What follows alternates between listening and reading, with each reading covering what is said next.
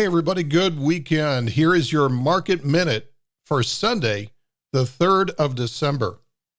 In today's market minute, what I want to talk about is the three things that I'm noticing about this market, which are going to affect our short-term trading opportunities. And number one is that we are reconfirming the uptrend. So we had this big uptrend into the beginning of 2023, and we dropped into the correction during the summer. And now what we've seen is the price has now taken out those former highs from July, which means that the uptrend is now confirmed again. So this is rule number one of fractal energy trading.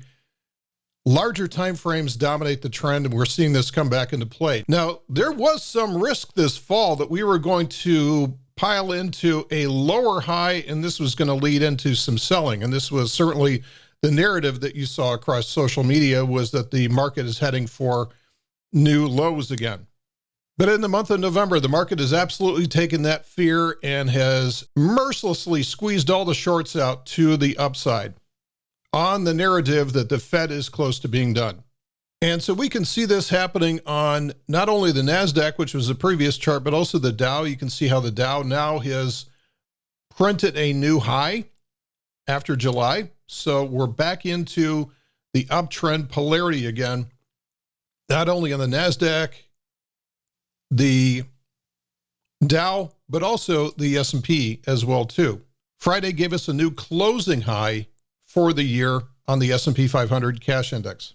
And that brings up item number two, as I go back to the Dow here, is that we're seeing rotation out of tech and into other sectors. So in this case, we saw rotation back into large caps this week, as well as, and this was the big surprise, we saw a lot of rotation into small caps on Friday as we broke from this consolidation pattern back above the 200-day moving average.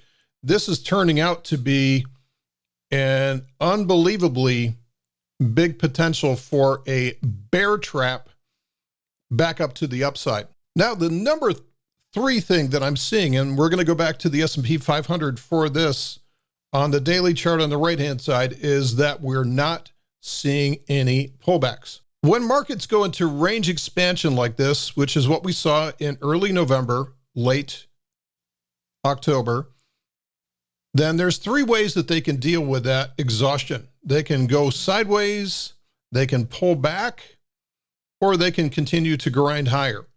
And the continue to grind higher is what we're seeing now. We're not seeing any pullbacks, and we're not even seeing really much of a sideways move at all these days. And I only see that in the very most bullish market. So when everybody is sitting there waiting for a pullback and not getting one, this is where we get the market running away.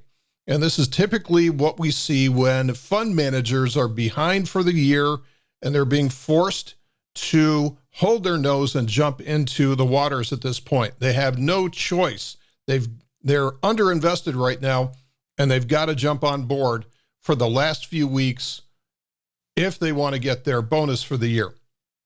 So what does this mean to us as retail traders? Well, we might not be getting the pullbacks that we expect. So if you're waiting for the next pullback, then you may be left at the altar as the price continues to grind higher. Now, I don't know how long this will happen. Typically, the technicals are not much use when the market's in this type of mode. You might see some momentum indicators like the RSI or MACD showing some divergence before we start to see the price pull back. Again, we don't know when or if this is going to pull back. We've seen scenarios like this happen in 2017 and to early 2018. We've also seen this back in 2013 as well too, with these types of rallies.